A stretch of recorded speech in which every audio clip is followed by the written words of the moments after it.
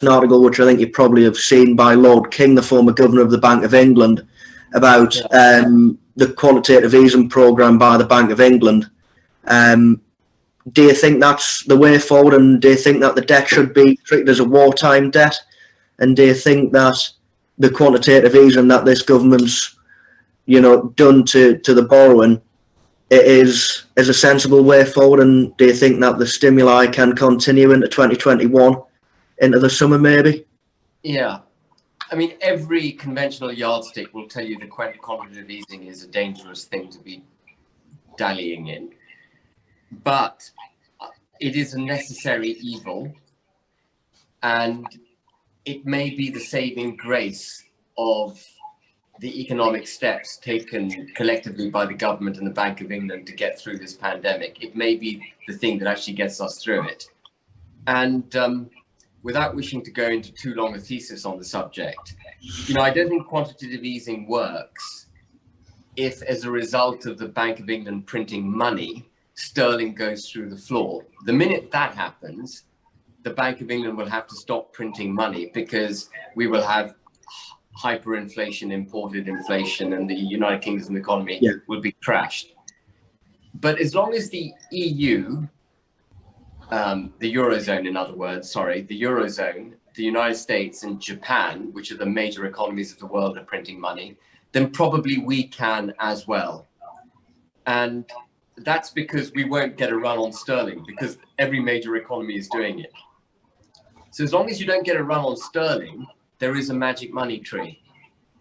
And the key is that the money that's being printed is used wisely, initially to protect the economy, as the Chancellor has sought to do through the furlough scheme and through the Corona bounce back loans and so on. And then latterly, to make sure we grow out of this problem. And that's where I think the Chancellor is lacking imagination at the moment. He needs a pro-growth strategy to get out of it. It's not about how much debt the Bank of England buys right now. Right now, there is, frankly, a magic money tree. There is, because the US is printing money, the EU is printing money. The key is about growth. The key is about making sure people are employed, that we don't have a completely sclerotic economy coming out of the pandemic, and that he can generate growth. These are the key, things that he's got to focus on. So even though Andrew Bailey will deny that he's monetizing government debt, that's precisely what he's doing. Every penny of government debt issued in 2020 was bought by the Bank of England. Every penny. You look at the numbers, they match virtually identically. And in fact, I think the Bank of England may have bought a bit more than the government issued in 2020. And the same will happen in 2021. He's just got to use the money wisely.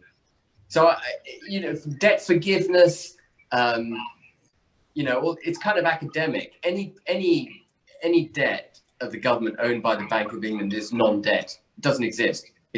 We've just printed money. We've created money. We've done something that the Germans tried to do very badly after the First World War, but we've done it so far successfully. But do you think that is a long-term strategy? No. Yeah.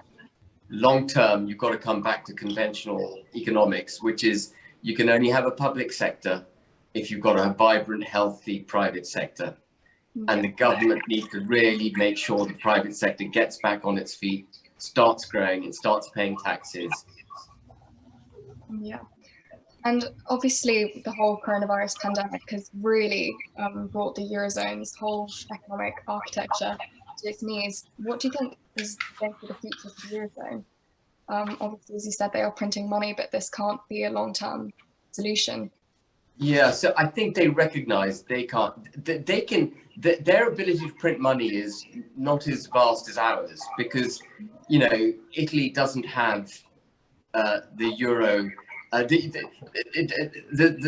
ECB, the European Central Bank, is not a central bank in the true sense, because the member states don't have their own currency.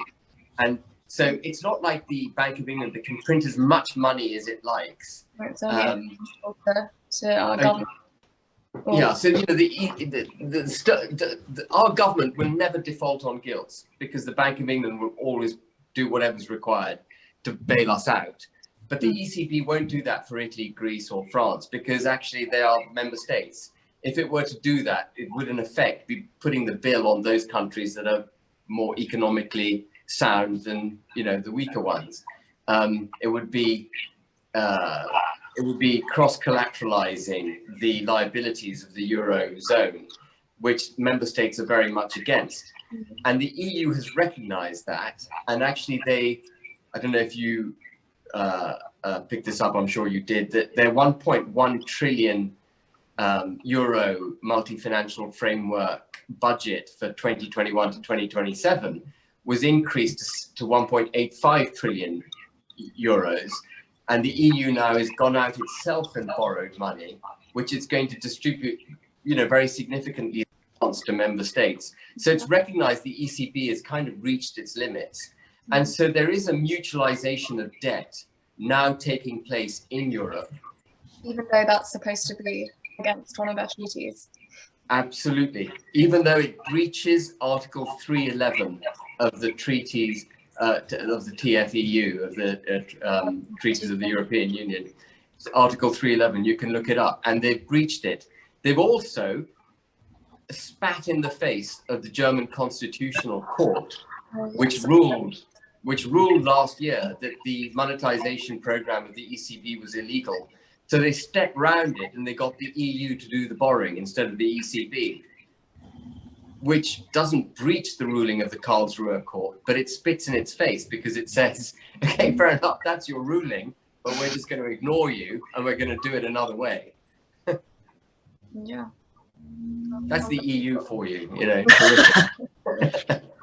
Yeah. Yeah.